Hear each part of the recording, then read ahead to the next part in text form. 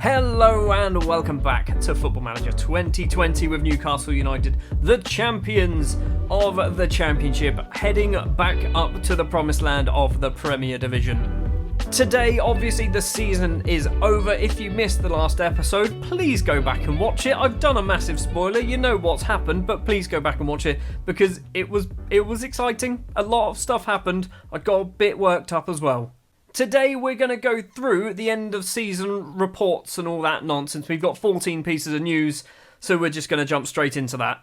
Players inducted into the overall best 11. So the formation isn't necessarily mine. It's not actually far off, apart from it has wingers. So who has joined? Emil Krafth has joined. Abdul Rahman has joined as that right-sided midfielder. John Souttar as well finds his way straight into the starting oven, along with Tosin onto the bench. That seems a bit harsh. I guess Fabian Schär probably was quite good at some point. The fact that Joseph Martinez has made it onto the bench shows that Newcastle haven't been doing so well the first few seasons. At the end of season dinner then, with all the fans present, Omar Abdulrahman won pretty much everything. Fans Player of the Year, Goal of the Season, also Signing of the Season. Johnny Panzo wins Young Player of the Year. That's also a very good thing as well. I was going to say it's either Panzo or Tosin, but I think Tosin's now 24, so I don't think he technically counts as a young player. The team of the season is literally the team that we started in the final match of the season against Brentford, isn't it? It is Dubravka, Tosin, Souttar, Panzo, Rahman and Krafth, Longstaff, Vasiliadis, Abdulrahman, Joel Linton and Joey Martinez. We will have a look at that Abdulrahman goal in a moment. Having a look at stats then, Joel Linton, top goal scorer with 18. Abdulrahman, highest average rating. Rahman and Abdulrahman, the two Rahmans, with both getting 13 assists all season. Martin Dubravka, 93% pass completion. Abdulrahman with 7 Man of the Match awards, which is actually pretty impressive. Jean-Philippe Gbamin, JPG, with 18 yellow cards, which is very impressive. Sean Longstaff, Baba Rahman and Sebastian Vasiliadis all getting themselves 1 red card. Longstaff quite clearly wanted to get an award at the end of the season. I thought, that's probably the only one I can get now, isn't it? So this goal against Leeds United, I can't remember it, although when it happens, I probably will remember it. So it starts off with the ball going out to Baba Rahman on that left-hand side. Crosses in, not the best cross, Abdulrahman on the volley, or the half volley, just lashes it into the back of the net. That's a pretty good goal. End of season review then, Newcastle had been expected to make much of the Sky Bet Championship title running. Does that make sense? I don't know. Basically, they wanted us to win the league. They expected us to win the league, and we did win the league. Also, getting to an FA Cup semi-final, losing in the first round of the Carabao Cup is now insignificant compared to what's happened elsewhere in the league. Right, club vision and expectations. This has definitely changed, and I'm hoping it's changed for the good. Not like when it changed for Everton when they went, hey, so now you're actually in Europe. We expect you to qualify for the Champions League next year. I'm hoping it's sensible. Attacking football, you developed players from the youth system, that's fine. Wage budget is fine. Fight bravely against relegation. Is that it? They don't even want us to survive. They just want us to fight. I mean, obviously, if we fail that, we will fail everything after this, but I'm okay with that. That's actually quite good. Bit of squad dynamics. I don't really go too much into this, but our dressing room atmosphere, as you'd probably expect, is excellent. It is top notch. Managerial support is right up there as well as very good. Team cohesion's not amazing, but it's still good. Most players love me. We have had very recently, Miguel Almiron has been a team leader all season, has just dropped down and Abdulrahman has moved up into his place. But yeah, I mean, I think we've got a reasonable spread of players, possibly too many highly influential players, but I suspect at some point in the coming season, possibly over the summer, some of these might leave. Joey Martinez obviously will be leaving because his loan deal went. Baba Rahman's on loan as well. Still looking at possibly signing him at the end of the season, not quite sure yet. Right, let's have this end of season meeting then. What do we want to say? Congratulations on achieving promotion this season. I'm more than happy to go into next season with all you and believe we can avoid getting involved in a relegation battle. Okay. We're good enough to not be relegated, and that will be likely our target. Yeah, sure. Okay, right. Emil Krafth, do you really think we're capable of surviving? Yes. Yes, I do. I might be asking too much. I don't think I'm being unrealistic. No. I've ruined everything. I respect it, but you're wrong. Oh, we get to pick where we go on our pre-season tour. What have we got then? Portugal, Spain, the northeast of England, we're already there. Scotland, Ireland, Austria, Switzerland, Holland or France. Let's go to Holland, I think. Well, we've apparently lost a load of money, so we've avoided a tax bill, which is good. Club membership fee income is nearly £1,835,000. Commercial summary. I don't understand how is Miguel Almiron the top shirt seller? I mean, I know he's got like a high reputation, but how?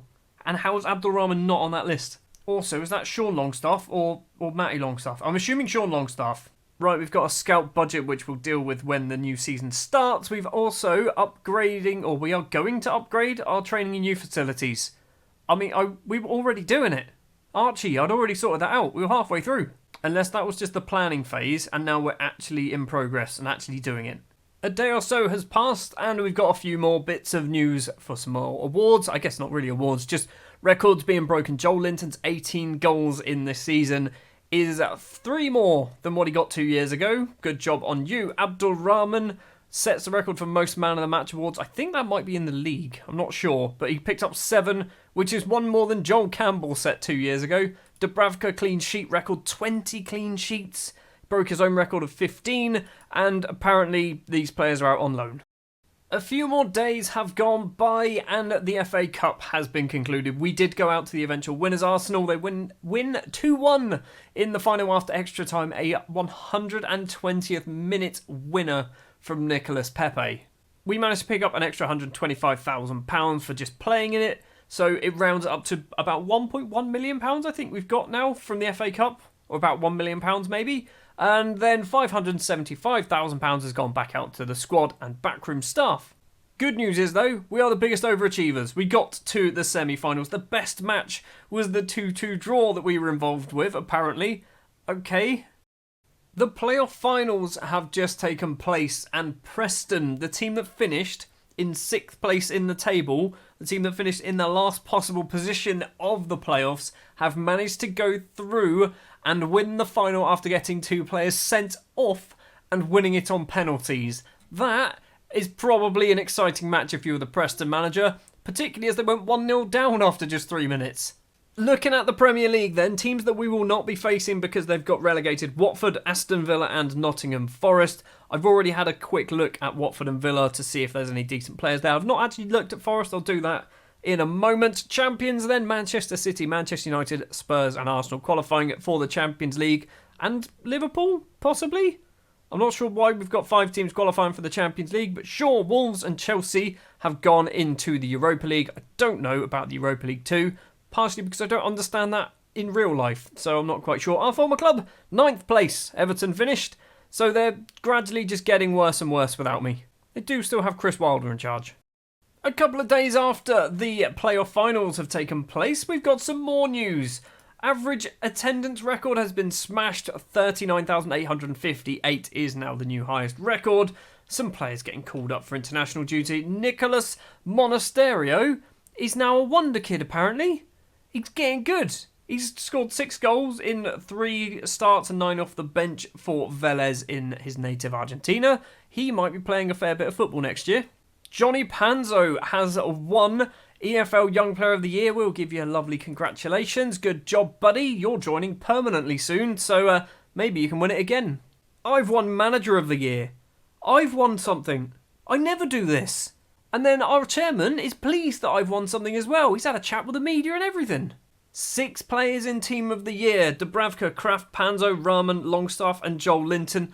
How is Omar Abdulrahman not in that? How? In what world does he not get into that team? I guess because they don't play an attacking midfielder. That's just a 4-4-2. He doesn't fit in any of those positions, but he should be in there, right? And apparently, Isaac Hayden and John Souttar, I kept my promise of playing them in their preferred positions.